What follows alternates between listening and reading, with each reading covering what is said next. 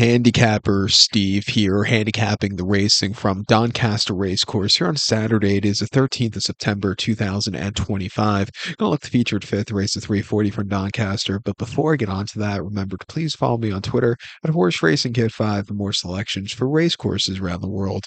The fifth race, the 340, it is the Group 1 St. Ledger Stakes. It's a Group 1 event for Class 1 horses going for $875,000 purse race for 3-year-olds here. Field 7 horses going the St. Ledger trip round of 2,900 meters or a mile and 13/16 on the turf course, or just a mile and 6.5 furlongs. You want to go by that. My top selection, I'm going to go with the one horse, Carmers. I'm going to go 1-3-5 in the TriCast trifecta. 1-3-5 TriCast trifecta. Top selection, one horse, Carmers, is 3-year-old colt by Wooden Bassett. Paddy Towney trains one, gets Will Lee up in the saddle. The horse's most recent outing came on the 20th of August at York, a mile and a half in the Group 2 Great Voltaire Stakes, and he finished second by a length. He was very rambunctious before the race, never really settled well, didn't get out of the gate so clearly, and he just kind of stalked and just was flat that day. I think coming here to a longer trip, second off the bench, probably need the race also last time out. I think he could find a trip to win. Everything points to him staying this trip forever and ever, and I think that's going to be the key to this horse's success to the winner's circle, or winner's enclosure, shall I say. We had two back in the Group 2, Queen's Vaz or Alaska, mile and a half, very fast ground, 18th of June. And it was a success with this horse. Last time Lee rode the horse, he was with him early on. He quickened up nicely.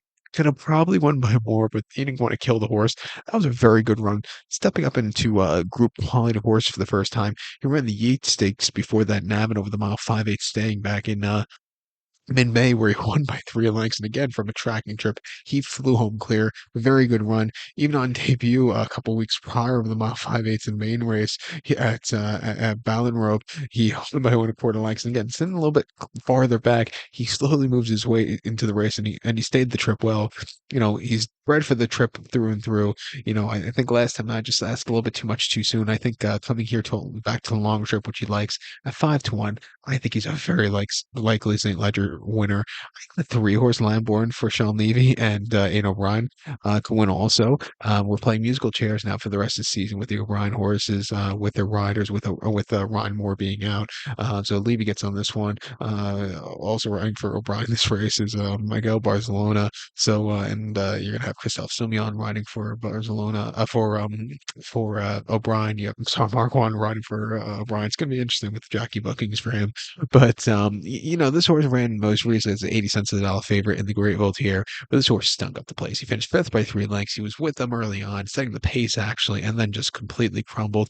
Just a little bit too close that day. Racing sat close, was incredibly in the Irish Derby, or won by 3/4 length, going away with it. And again on a strong gallop in the Derby at Epsom, he came home clear. Sitting closer here today, I think another horse he could stay forever. If he just has to slow down on the front end, he could definitely win. At 2-1, I'll use him, but I do think Carmers is the likeliest winner. He's proven that he wants to stay this trip well, but it's going to be a good St. Ledger this year. To recap my selection up in the 345th race from Doncaster, Group 1 St. Ledger, going to take the one horse Carmers. Give kudos to the 3-horse Lamborn. I'm going to go 1-3-5, TriCast trifecta, 1-3 in the multi race. So good luck to all. Please follow me on Twitter at Horse Racing Kid 5. Good luck, everybody.